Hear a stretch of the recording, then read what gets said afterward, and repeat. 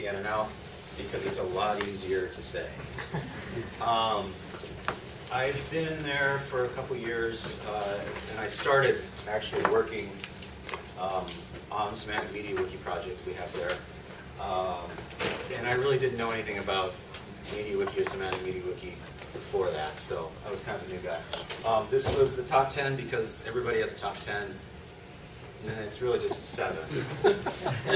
I mean, who knows? Anyway, it's funny, you know, I created all these slides and thought about what I wanted to talk about, and then after the tutorials yesterday and all this stuff was going around, and I thought, oh, I'd like to talk about this, or I'd like to talk about that as well. But I've got the slides I've got. So rather than me change my slides, I think I just like to just let everyone know if there's anything that seems interesting or that somehow ties into something we've already talked about, please just speak up. I don't feel like I have to be the one in control here. So, so the project that I started working on was the Knowledge Encapsulation Framework, or KEF. I'm not sure why, but the government and other big agencies like to make acronyms out of everything. So it's KEF. And it was funded what they call Lab-Directed Research and Development. That's actually another acronym. But and the idea with that kind of money is we want to grow some capability within the lab so that, you know, we can later do something with it. So it's like an internal research project. And I mention it just because with anything like that, you've got these goals. We need, in fact, the goals here were, it was for an initiative called the Technosocial Predictive Analytics Initiative. And the idea was that we're going to have some people build models, and those are the subject matter experts who are working with people that build models. And KEF was supposed to be this framework that encapsulated all the knowledge that the subject matter experts, the SMEs, would need to be able to populate parameters in the models, say, so that, and honestly, I mean, I do KEF, I don't do the models, but they were things like, what are the chances of somebody doing something somewhere, kind of questions. And so the SMEs would go in and they'd collect papers and social media, and we'd suck it all that into the blog, and then they could later on, we'd add annotations and do a lot of other things I'll talk about, but then they could assign parameters to these models and say there's a 50% chance that something's going to happen based on this stuff that's in the wiki. So it really is, the wiki was meant to be really a repository of knowledge, a way that people could easily access the knowledge, that they could collaborate with one another. So what it is it's a semantic media wiki. We have a blog, which is WordPress, and a forum, which is PHPBB. The blog is sort of like an announcements kind of idea. The forum is a place where people could discuss things rather than trying to use talk pages or something. So there were these 3 different things, and we cobbled them all together. And I'll mention the single sign-on with Kerberos. So everything inside our network is Kerberized, and so we can use that Kerberos key to authenticate people against the 3 different things, so that you knew who that person was and logged them in automatically. And it was this like nice feature, and it was horrible because it made everything really slow. And because the way Kerberos works is the browser says, give me this page, and then the server says, oh, you have to be authenticated, and the browser says, oh, give me this page, and here's my Kerberos ID, and it does that for every page. And we have a lot of extensions with a lot of JavaScript, with a lot of CSS, with a lot of pictures, and it was this horrible mess. And because it was this lab-directed research and development where you don't necessarily have a whole lot of money, the quick and easy thing was to, you know, in the $WG out add script, just take whatever you're adding and inline it to the index.php so that you get this big, huge, you've got fewer requests, but you've got this big main page that comes back. Really ugly, but I mention that because that was like one of the things that we had to do to meet our specifications, and it made us have to go edit output page.php, which I hate doing that kind of thing, and it makes a big mess. So we started to grow. Andrew Cowell, PI on the project, went around to people we knew and said, hey, look at this cool thing we're building. And they say, oh, we could use that for our project. We've got this initiative project, and we want to be able to store, we want all those things you have for various reasons. I mean, some of these things hardly use semantic stuff at all, but it's a wiki and it's a blog, and they like that. And so real quick, we got to 3 or 4 or 5 sites, and suddenly, all these special things we were doing for each different site, because everyone wants a different banner and everyone wants a different skin. It was a big mess, really, really big mess. So we decided, you know what, we need some kind of build system to manage all this. And so what we did, Jenkins, I don't know, it used to be called Hudson, and then some weird Oracle thing happened, and now it's Jenkins. But it's just this web-based build system thing that looks at your Subversion repositories, notices changes, and then starts an ant script and does all this magic stuff. So we've got 3 Xserves. One of them is for like a development test box. One of them is sort of an internal production box, and the other one's out on the internet. We've actually, by the way, getting anything to sit on the internet when you work at a national laboratory is really hard. Getting a wiki that people can edit is nearly impossible. So it's sort of a tangent. I don't actually talk about it, but we actually did end up using Halo ACL so we could say, look, only certain people can edit the content, and they have to be in a special group. And so the review committee said, okay, that's fine. Like just a couple of weeks ago, we finally got our first site out on the internet that is a semantic media wiki. It's actually very much a KEF installation in that the idea of it is that it does need to be a collaborative environment, that does need to support annotations, and you do need to be able to link data with models and sort of the whole big KEF picture, which is kind of neat. So we got the Jenkins thing. Depending on where you want it to build, it'll build one of these 3 boxes. But that didn't really fix the problem we had with all the site-specific this and that and everything else. So we set up our Subversion repository in a way that we've got this core area, which is just WordPress, PHPVB, and MediaWiki. We used to have the extensions in there, and then we upgraded MediaWiki, and it's in the extensions directory, and then suddenly, trying to branch something off and do all this crazy stuff with Subversion, and you have all these extensions in there, it's like, okay, that's gross. So we pulled the extensions out and put them in a core extensions directory. So inside there, we've got semantic forms, we've got semantic MediaWiki, we've got Halo ACL, we've got Halo, we've got, all the extensions. And then the PNNL area is for things that all of our sites are going to want to use, or changes that we're making to either extensions or core extensions, and then the site-specific stuff. And then we've got setup scripts that run, and then something we call modules. But essentially, I think I said all that.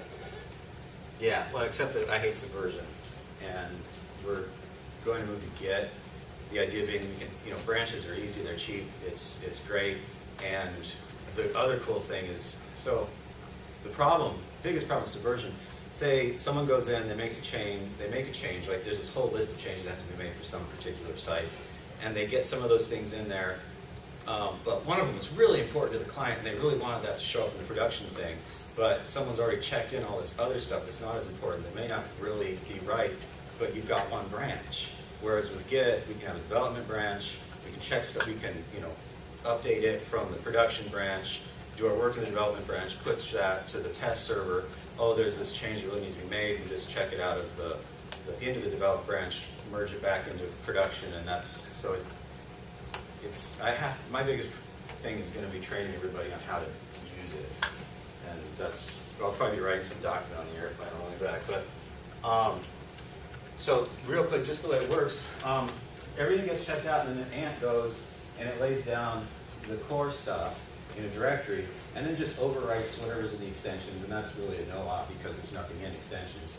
But then, where I had to change output page to make Kerberos not crawl, I just changed output page directly, and it's in the same directory structure up here as it is in here, and you just overwrite it, which is kind of cool, kind of not cool.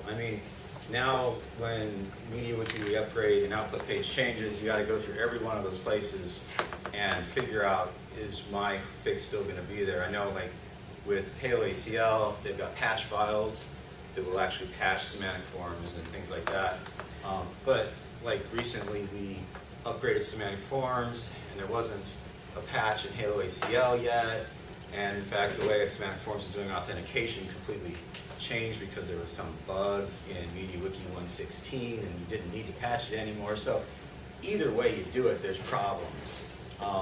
What we do is we just minimize the changes we're going to make. There are probably half a dozen files that we've changed in the extensions and in MediaWiki Core to really support what we need. And that's not too bad. Some of them are actually bug fixes, and I'll get to talking about open source and contributing back to the community later on. But for instance, there's in semantic results formats, you can have your ask queries return JSON, and it doesn't quote it right, and it's never quoted everything right. So we went in and just did a JSON encode, and great. And it's probably these weird little corner cases that, I mean, it encodes everything great until you hit this one page in your database that, oh wait, that has a weird quote or something, and then it doesn't work. So, but those kind of things we really need to be giving back, and we're on the road to being able to do that. But again, it's one of those weird national anything problems. And then the site-specific stuff, which banners on the skins and other things. I mentioned modules. Yeah, so rather than just clutter up the extension space with more extensions that we write that are just either custom built for what we needed or otherwise, I kind of invented this module thing. So we've got a single PNNL extension, and it has a whole bunch of extensions that live underneath it that we then load using some setup and whatnot. And it keeps the extension space a little cleaner for us, and it also makes it really easy to figure out which bits are ours and which bits aren't ours, especially when new people are coming on to work on it. Our modules do a bunch of different things. There's Enterprise has, I guess, are they called bundles or? Yep. Yeah. So bundles. Right. We have a thing kind of like that, except it's not automatic. It's not like something you can click on the web page and upload the bundle. It's part of our build process. Every site has its own. Well, there are global properties that we use depending on what. I mean, things like publications. We've got this global KEF module that defines. Okay, if it's publication, we create this category tree with all these properties depending on the type of publication and things like that that are generic that we might include. But then different sites have different requirements on their properties as well. So essentially, there's two stages of this module business. One of them is just specify the stuff in an XML file. You can specify pages and images. And one guy tried to over-engineer it at one point and have this semantic form thing with these input fields. Like, dude, it's just a page. We don't need all the special stuff. And so now we're just doing pages again, I hope. But essentially it runs through and goes, oh, here's a set of pages we're going to need for the wiki with content and everything built in. Just writes it, does the same thing for properties, users, now, and so you kind of get your wiki auto-populated with the boilerplate stuff that you know you're going to need. And then we've also got hooks and tags and other things that we deal with that are also in the module. So there's nothing super magical about it, but it really, once we got to doing like 10, 15 sites, adding a new site was easy. It's like, okay, create something in Subversion, set it up on Apache, create a database, what stuff do you need, put it in this module, run setup, and boom. So it's really nice in that regard. It's in XML, which the same guy who over-engineered it, he did XML for some reason. And I guess XML is great, but I hate looking at XML. I can't visually parse XML, so whatever. Yeah, so, is this that? Oh, it is. This is just silly, and not everyone can see, so it's kind of, it's just, this PNNL is our extension, and we've just got includes directory maintenance, modules live under here. There's inc files, PNNL setup inc, that's just a blank file, and then when you run that, when you run the setup script, it gets overlaid with this. This is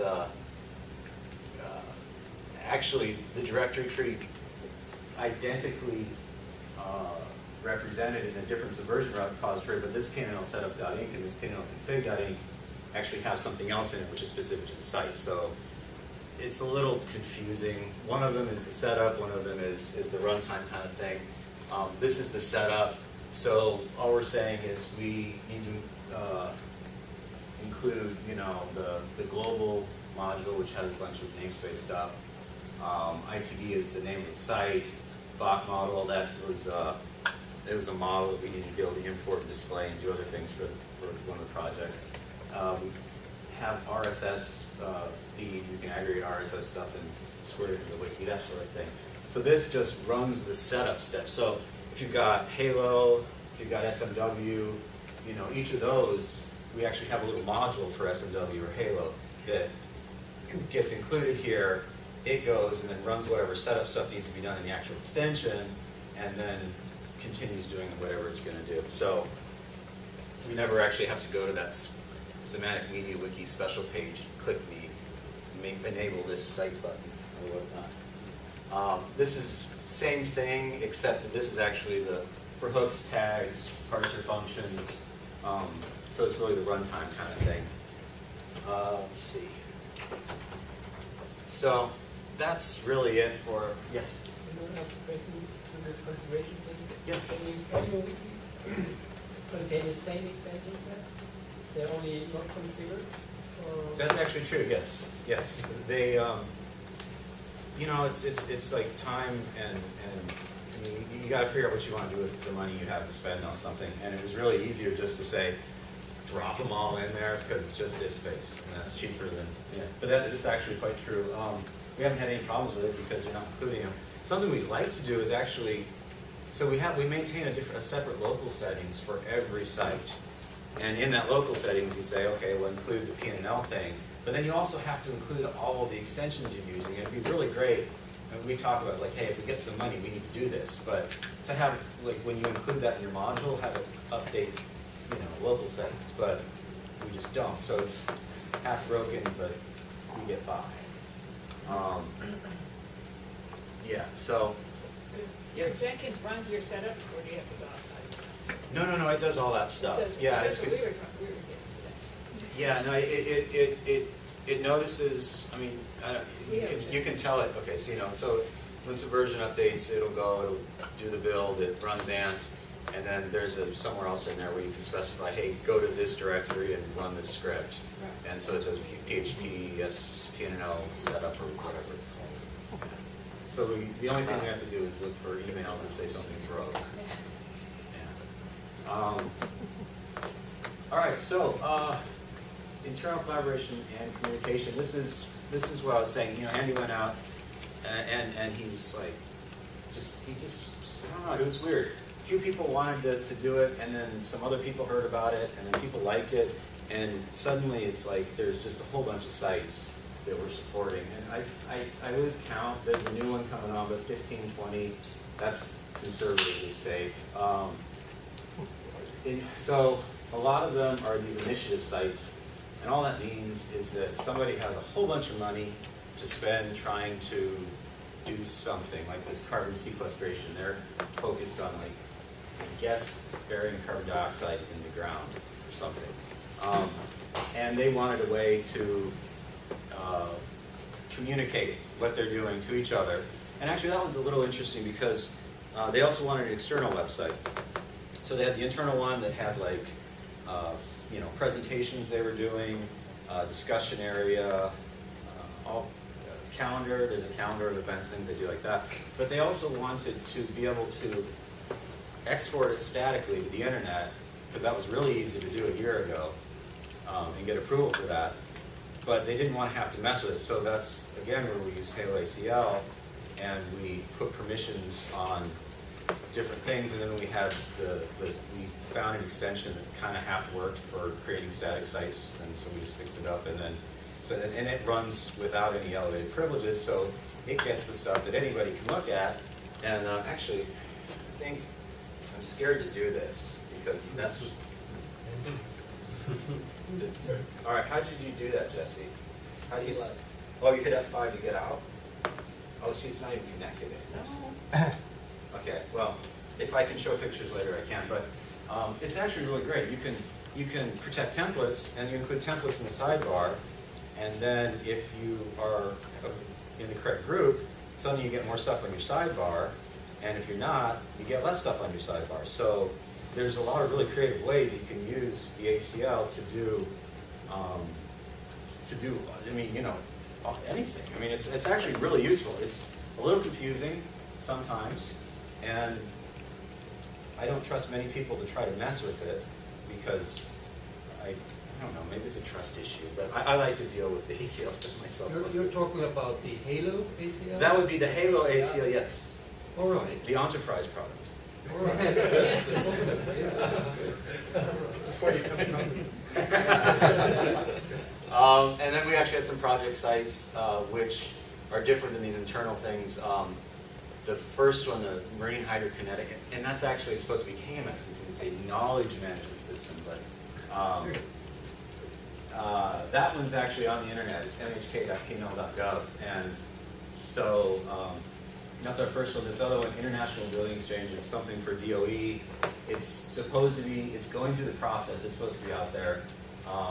This other one was something that Andy's talked about before, but it was a project from the Navy to do LiDAR research and whatnot. So, I mean, just other sites. These research ones are actually really interesting, but I can't show anything or talk about them, I'm afraid. I was told yesterday not to. It's OUO secret stuff, apparently, but it's pretty cool.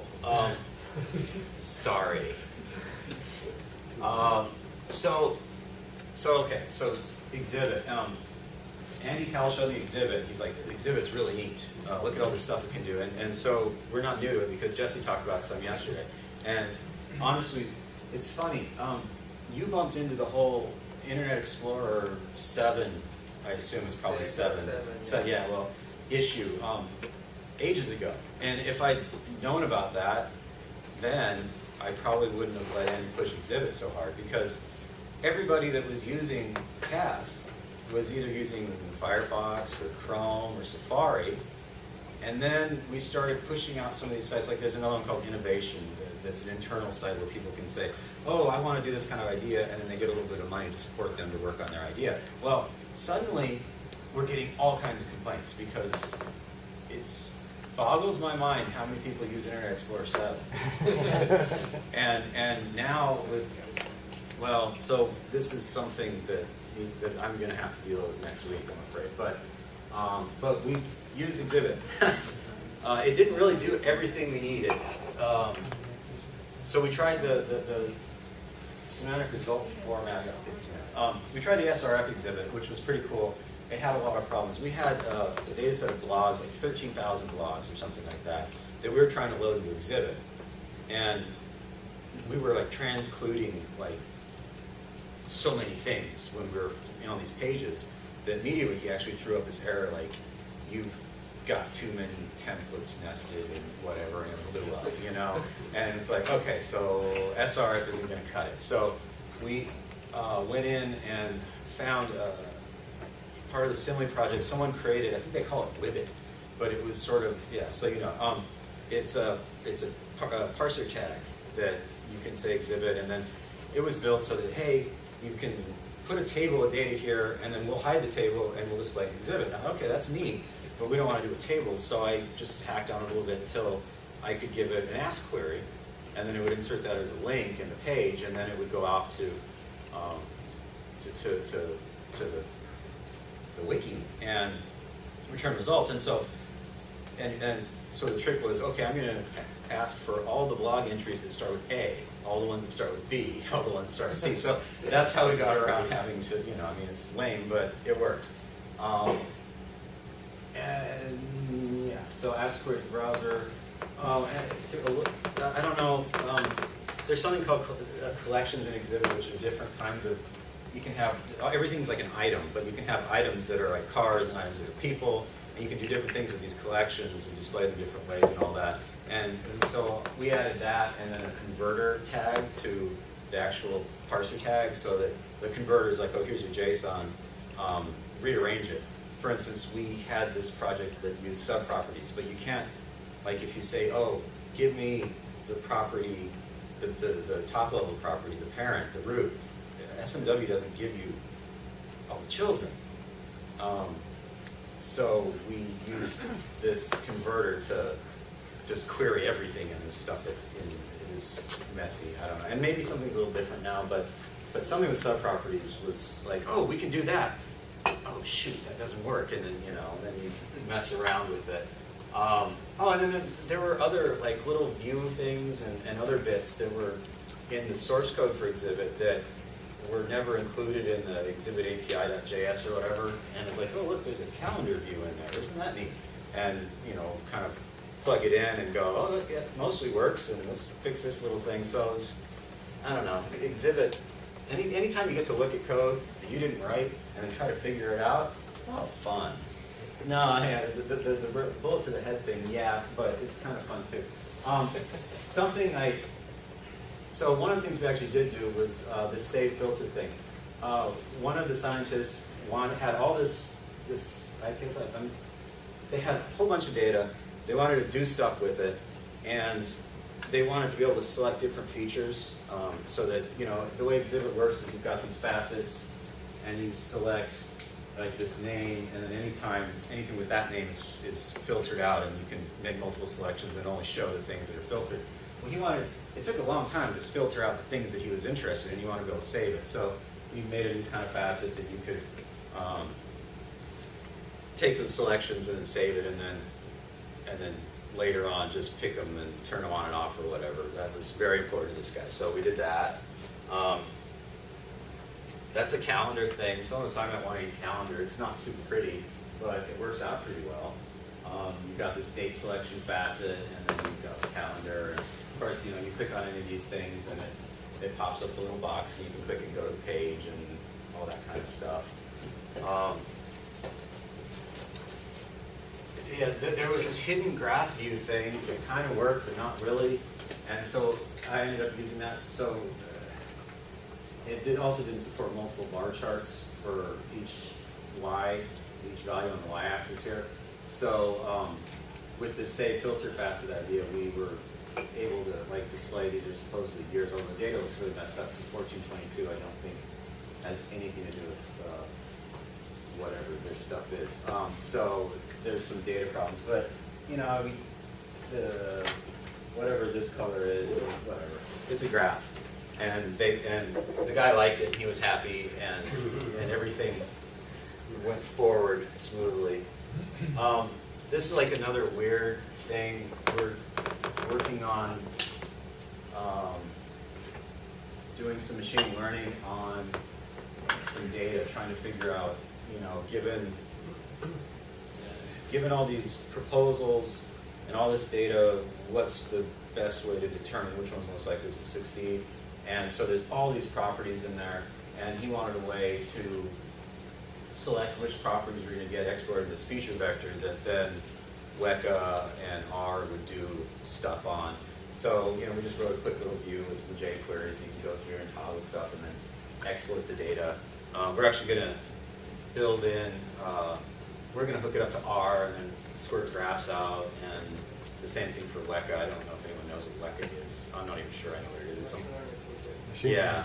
So, we're really kind of exhibit centric right now. It's like lots and lots of exhibit views because people can. It's not hard to figure out, and it gets you the data you need quickly, but it's kind of broken, and so I'm feeling a little bit rock in a hard place right now. Although Exhibit 3 is apparently on its way. That's the other thing with Exhibit. It's a real pig on your computer, so when you get 10,000 records, it eats up a lot of RAM, and it makes everything really slow. And I didn't know that because the machine I was developing on had 8 gig, which is plenty, and then my new machine has 4, and now I'm like, oh, now I see why everyone's complaining about this thing. There's a tag cloud that's hidden in there, which is kind of fun to be able to play with. This is just a list of people's competencies. It's on a site, an internal site, where you can put your name in and what you do, and if you have any free time, and then if you're looking for somebody who's doing Java, you can click on Java and it'll show them off. Something we're going to add are radar graphs. I don't know if anyone's familiar with radar graphs, but it's another visualization. One of the things with the lab that's really big, or there's this whole visualization, like, I don't know if it's a department or, I mean, I don't understand the hierarchy of the lab. I just work there, but visualization is a big thing. And so somebody wants one of those stuffed into an exhibit view. This relationship graph, this is a Flex thing, but apparently that needs to get stuffed into an exhibit view. So there's a lot of exhibit stuffing going on. So we have natural language processing tools, that pipeline that was built by Liam McGrath and Michelle, wow, Gregory, and others. So what we do is, part of the KEF workflow was that you would have, you upload a PDF file, it gets run through the pipeline, people, places, things, dates. We have support now for rhetoric and then like statistically probable phrases like Amazon kind of does, and sentiment analysis. And all this gets, you upload the PDF file, gets turned into text. We actually had an intern that built a PDF to Wikitext markup converter that kind of works, that with a little TLC might actually turn out to be really cool, because he was able to find tables and headings and all that stuff, and it just built Wikitext, which was great. But all these things get inlined as semantic properties, just in the normal bracket, property, colon, value manner. There's an automated discovery mechanism that we built, so you've got these subject matter experts. They say these documents we have are what we are going to, I mean, these are the greatest things that we found on the subject. And then this ADM can go out on the internet to a few different sources and find things that are similar based on the way it was marked up, for instance, or authors and titles, and bring these new things in. It pops up on your little user page kind of thing, and you get to say, oh, is that really something that's related, yes or no? If it is, then it gets sucked into the wiki, and you get to go look at that as well. I gotta hurry, I think. So that's the pipeline. It's configurable. So this is actually something we want to open source, but we can only open source parts of it because some of it's patented and copyright. I don't know, but it is configurable. So you can say, you know what, I want to find named entities and I want to summarize it. Or find interesting phrases, but it just goes through this pipeline, does the annotations, and sticks it back in the wiki, and all in real time.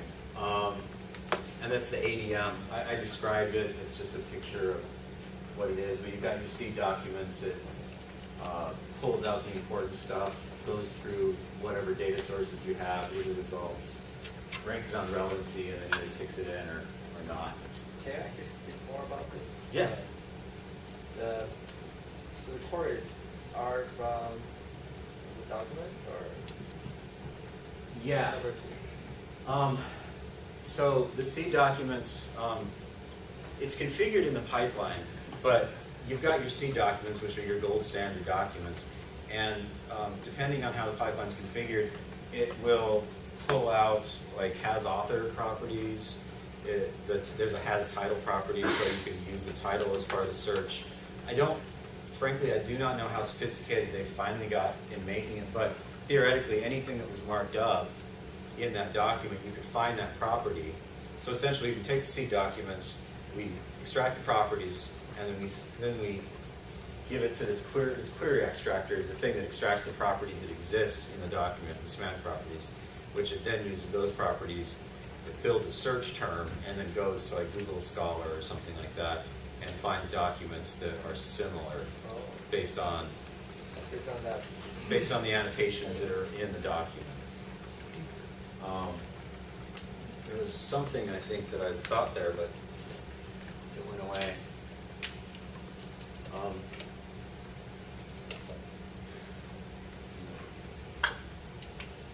This was my favorite.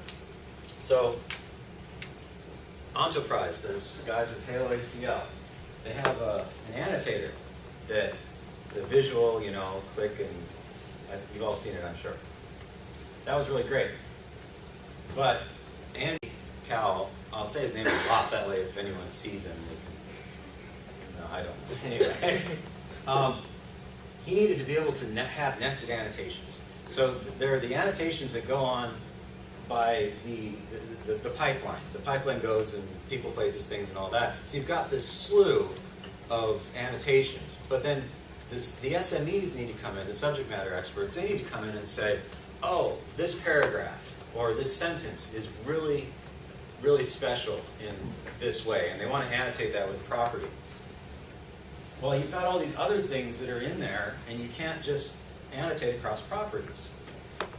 In addition, he wanted to be able to annotate across paragraphs, which, again, you can't do with that tool. So, I don't know, it was like a year ago, he's like, you really got to fix this. Well, it was more than a year ago. A year ago, he said, you got to figure out how to do this. So I went in and started playing with the advanced annotator and kind of, sort of got it working. I was looking at someone else's code, which is what I really enjoy. But kind of, sort of got it working, but I could never get it quite working. And then I was like, oh, there's this other thing that I have to do. And so I went and did that other thing for a while. And then about a year ago, he said, no, you really need to get this working.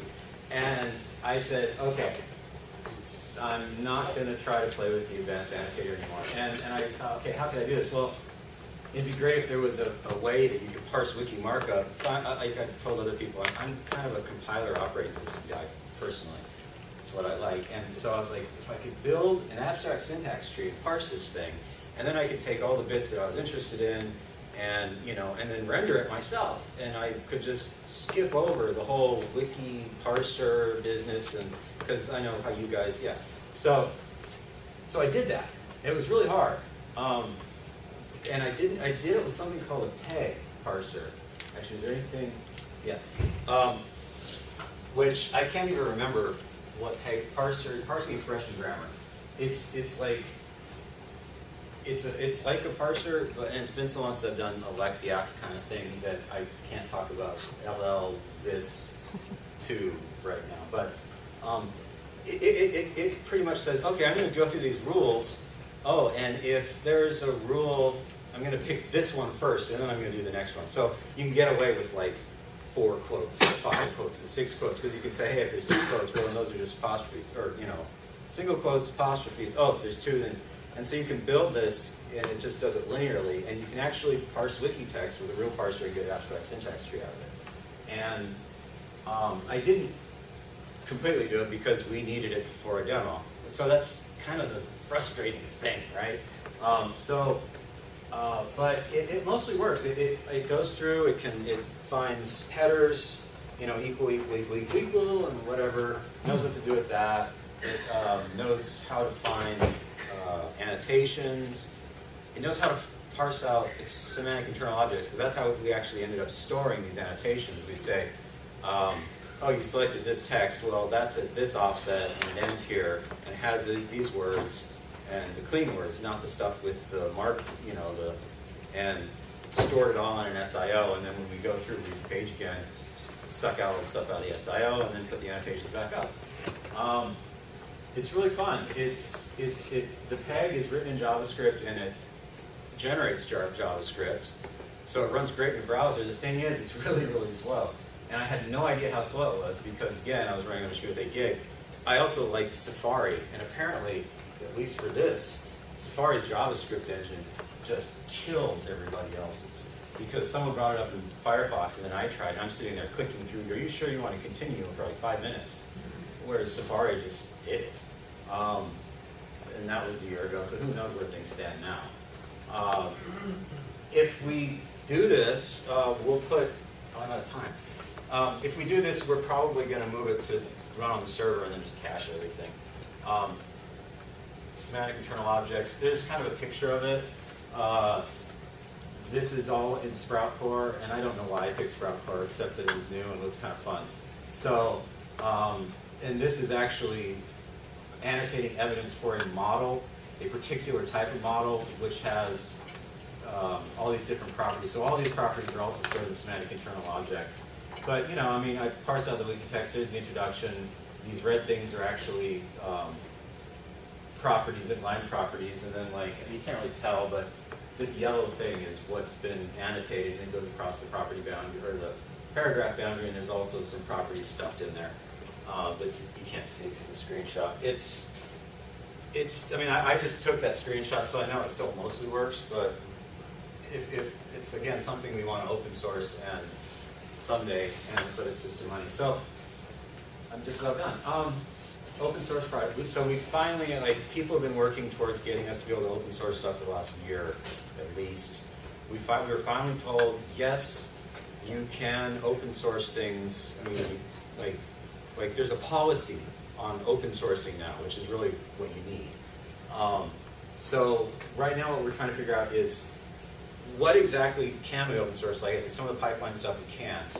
What do we want to open source, and how are we going to pay? I mean, there is actually a budget to do it, because we need to fix some bugs, make things more generally useful, but we want to take a lot of the things, and we have to identify what is it that we're actually going to put out there. We talked to one guy who is the initiative lead, and he wants to put out like KEF in the way that KEF was meant to be used. But on the other hand, I think, well, let's just put some extensions out to do some of these things, like maybe the annotation thing, if that's important to people, or just even get feedback. What is it people want? You know, in addition, there's some of these bug fixes that we've stuck in our build system that we need to share, and I actually think we're allowed to do that now. So look for that coming. But in addition, you know, and again, if anybody has any requests or anything I've talked about, let me know, and we'll try to get it in there. And I think that's it, and I'm not running too late.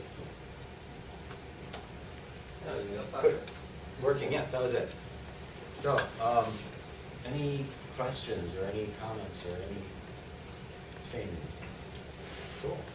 Yes. You said in the beginning you have MediaWiki, WordPress, and PHP BB running together. Yeah.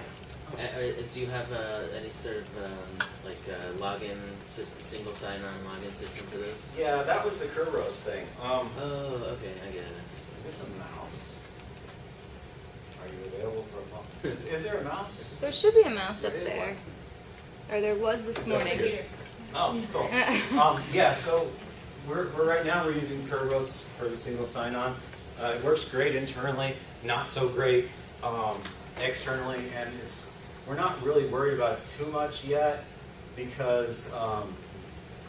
So yeah, that's what we've got. This guy. He's pretty good at making skins, and so our skins are. I mean, it's like I don't know. I think they're pretty cool. It's got the whole branded look and feel. So that's the wiki. That is the the WordPress, which looks practically like that. And then this is the PHP-BB. And yes, single sign-on. If you look at the top, my name is up there. My name is actually Alan, but it's annoying.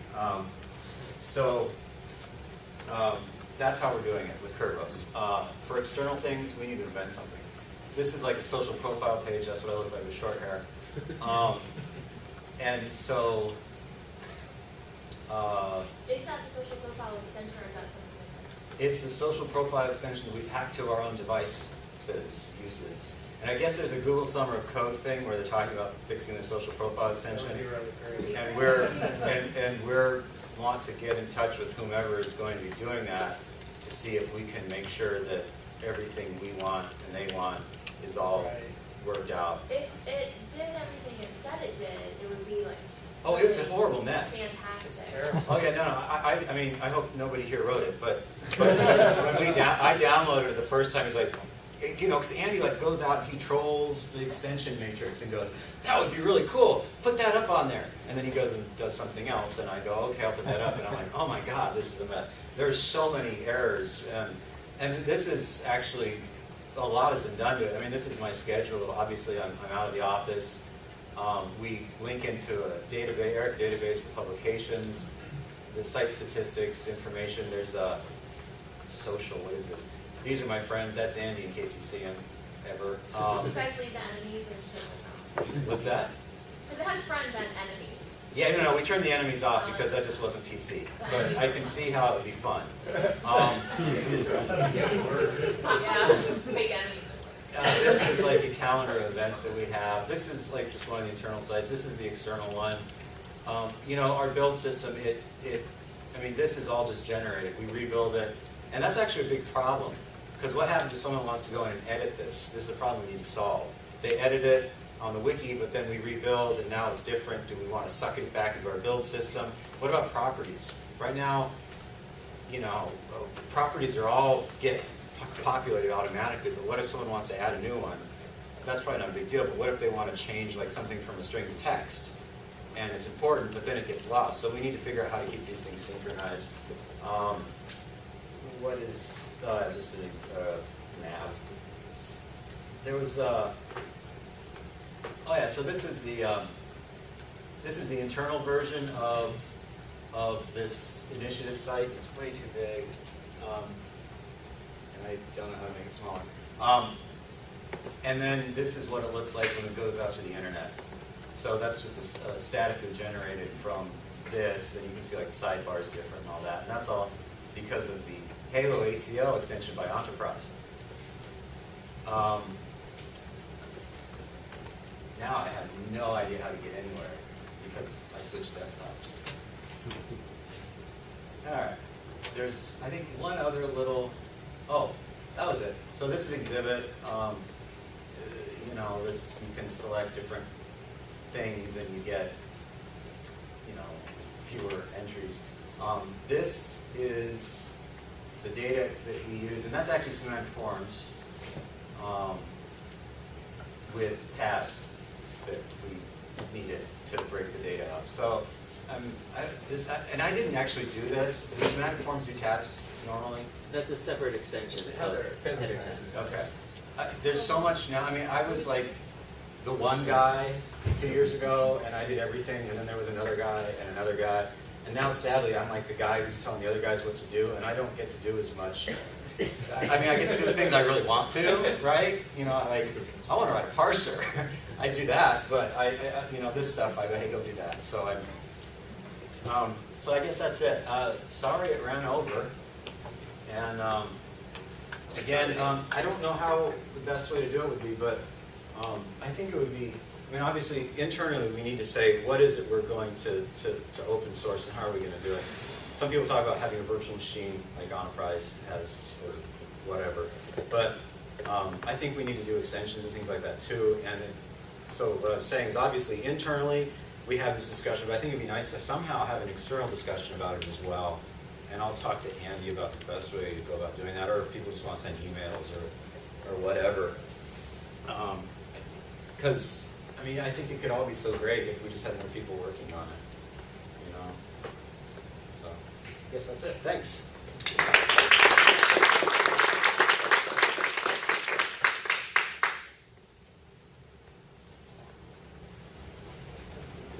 That's it.